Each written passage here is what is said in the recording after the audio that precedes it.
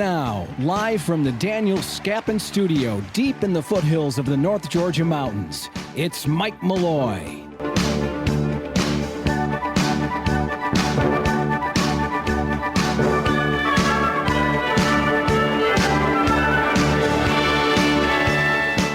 Hello, everybody. Welcome to the 17th of August, 2021. It is a Tuesday.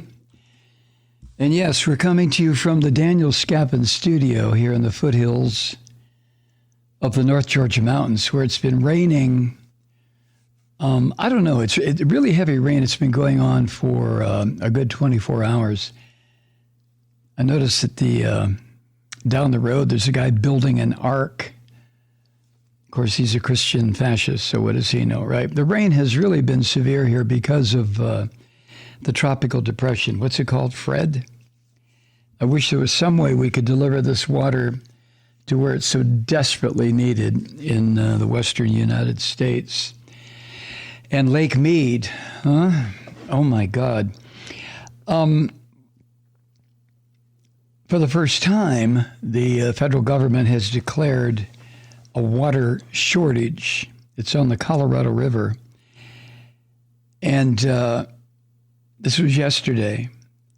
A water shortage at Lake Mead, which is one of the Colorado River's main reservoirs. We're in a world of trouble, aren't we? We're in a world of trouble, aren't we? You know, when I was trying to figure out what to talk about during this podcast, especially this first segment, I thought, well, you've got the COVID surge, the Delta variant surge. Okay. You've got the collapse of the U.S. presence in Afghanistan. All right. You've got the earthquakes around the globe, Haiti, mudslides and flooding in China, the forest fires all over the planet. What do you want to talk about, Malloy? Oh, and COVID-19. Let's not forget, well, I think I just mentioned that. Global warming. We need a couple of billionaires to go on a joyride into space, right? To show us how much fun it can be to spend hundreds and hundreds of millions of dollars to take a 5-minute ride and be weightless. Ooh, ooh, ooh. Oh, Christ. As far as the collapse in Afghanistan, the right-wingers in this country, the Christian fascists, which is just about every Republican office holder now, they've already started fundraising off of this horror. Yeah. And back in June, only, I think there were 17 Republicans who voted not to get our Afghan collaborators out of that country. I'm still just shocked by the images I've seen on the videos, people holding on to those massive Air Force jet transport planes. And now it's starting to come out. I wondered what happened to all those people holding on. Did they all get off on time? And the answer is no. Several of them, and nobody knows the exact number yet, several hung on as that plane lifted off and then fell to their deaths. Wow. But anyway, back to the Western United States, huh? It's climate change. You know, climate change, what we've been warned about, what the Christian fascists will still tell you is not happening. The same ones who tell you that COVID-19 really isn't COVID-19, it's just the flu. The same ones who will tell you masks don't do anything except impede a person's ability to breathe and infringe on our freedom. Yes, they will. But the climate change and this drought that's been going on out west, and in reading New York Times today, I didn't realize it had been going on for 20 years to one degree or another, this drought in the western United States. That's pretty serious. Matter of fact, it's very serious. There was one comment in the Times article that said, let me see if I can find it here. Yeah, here it is. Much of the Southwest has been mired in a drought that climate scientists say rivals some long-lasting droughts in the last 2,000 years. 2,000 years. Well, so this declaration by the federal government of a water shortage at Lake Mead, according to Times, it triggers cuts in water supply right now that's mostly going to affect American farmers. That is not good news if you eat. It really isn't. So the situation is beginning next year. Apparently, farmers will be cut off from much of the water that they've relied on for decades.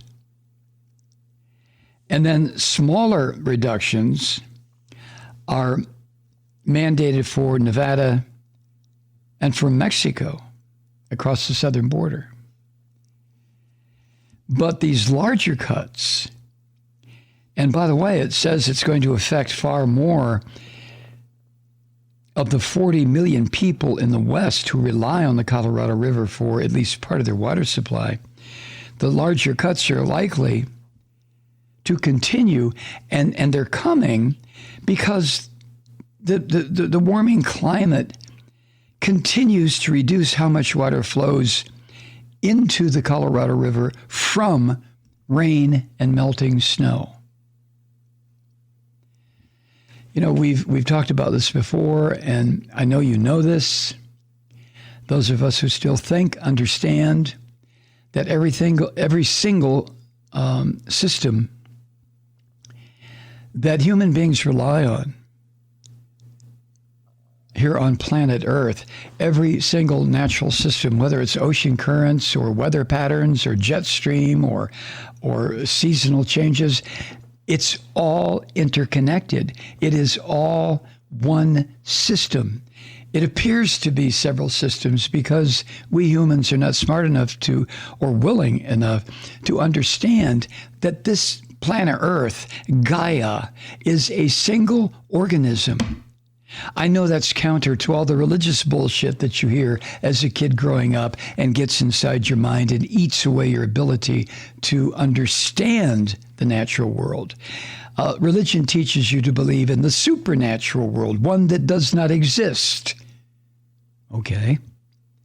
But here in the natural world, every single system is in one way or another intertwined, connected. And the fact that we don't acknowledge that, recognize that, accept that, and work with that is what has brought us to this point. So, relying on continued rain and snowmelt to flow into the Colorado River is probably a waste of energy and time and thought and hope and prayers. It's a waste. We have set this in motion.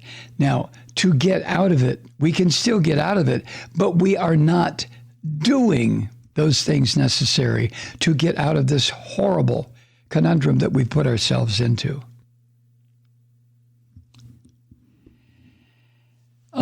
Jennifer Pitt, who directs the Colorado River program for the National Audubon Society, said this, according to Times, quote, "As this inexorable seeming decline in the water supply continues, the shortages that we're beginning to see implemented are only going to increase.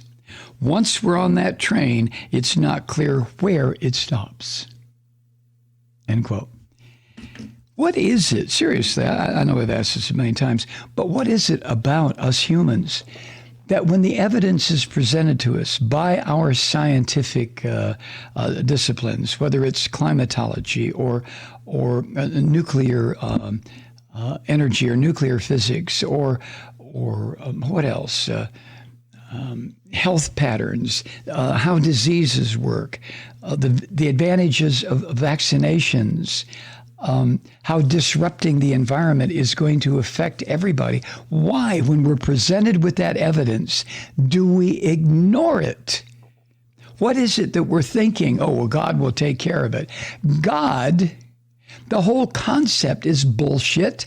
But even if this God that I hear so much talk about was the least bit interested, wouldn't that God do something to intervene? You know, I'm reminded, I saw a political illustration the other day on Twitter, and it looks like an ancient Jew in Egypt painting over his doorway with blood, lamb's blood, you know, the story of the Passover.